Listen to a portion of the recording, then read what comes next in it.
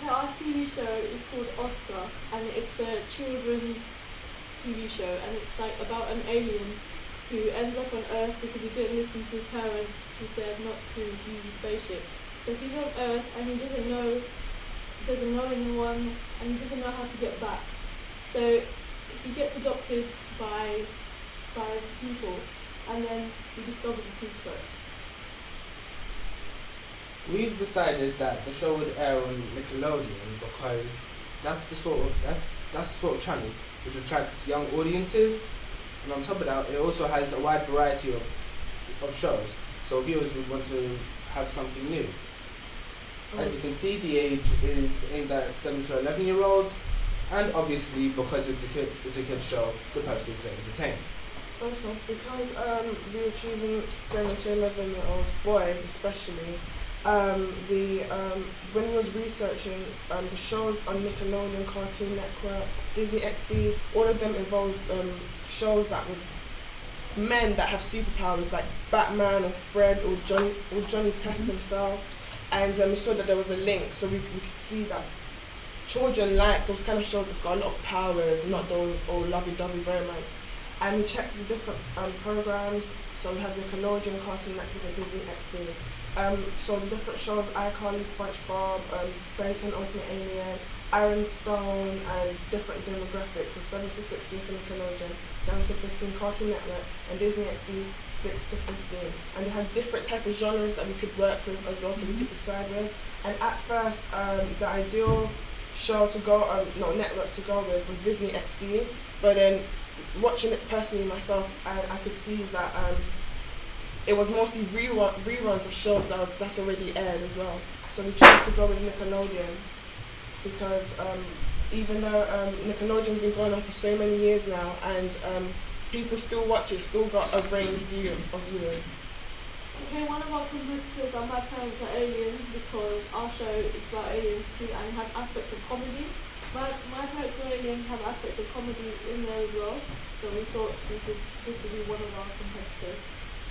My Parents Are Aliens, what I found out through research was that it was very popular among its target audience, which is around 7 to 16, which is kind of similar to our target audience, which is like 7 to 11.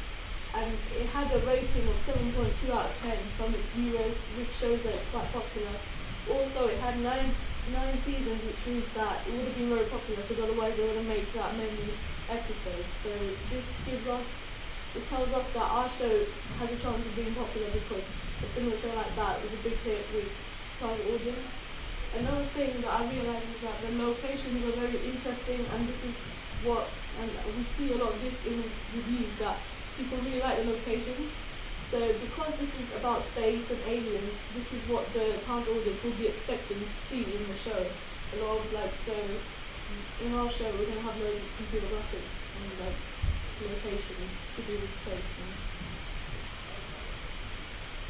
One of the other competitors, Ben 10 Ultimate Alien. First it started off with Ben 10, but because the show got so popular, they broadened the range, so it just moved on to 3 different shows from Ben 10, Ben 10 Ultimate Alien, and Ben 10 Alien Force as well. The show itself was nominated for an Emmy Award.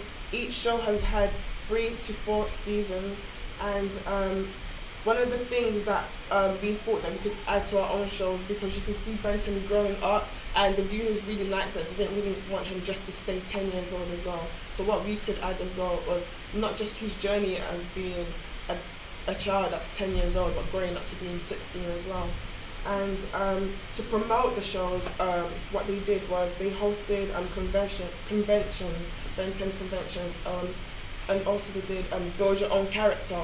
And if someone did, like a fan did build their own character, they could add it to the next show. Another one of our competitors was Johnny Test, which is a show about a 13-year-old boy, and he lives with his whole family and his twin sisters, and it continues the idea of like superpowers and aliens, because his twin sisters always used to do kind of experiments on him, and he has a talking dog. And we thought, and this had 4 seasons, and it got rated 5 out of 10, because a lot of people thought that it was unrealistic. And a lot of people compared it to another show called Dexter's Laboratory, and they said that that was better. So using this, it kind of shows that there is a space in the market for our show, because we would use the weaknesses of their show to make our shows better, because first of all it's not a cartoon, and second of all we'll make it quite realistic. I just want to ask, you were saying what people rated it. Where did you get this information from? Online. On any particular websites or Yeah. IMDb? Brilliant. And articles as well for them. So for our marketing opportunities, we kind of took an idea from Nickelodeon.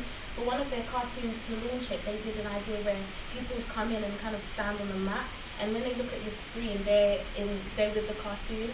And things like that used to be hosted in places like Westfield, where families would come on weekends, and it kind of generates the buzz about it. So using this idea, we thought that because our character comes down on Earth in a spaceship, we could hold an event for kids on the spaceship, and it kind of promotes the whole idea of Nickelodeon's ethos with making everyone feel involved with the program. And also Nickelodeon, what they also do with their shows, they can normally have games that go with it, so we could also create a game for the children to play on even before the show's aired, so that can also generate a buzz. And also we kind of have a mascot there. We would make a mascot out of our main character in his alien form, and kind of host parties again, and that will kind of make everyone familiar with the whole idea. Brilliant.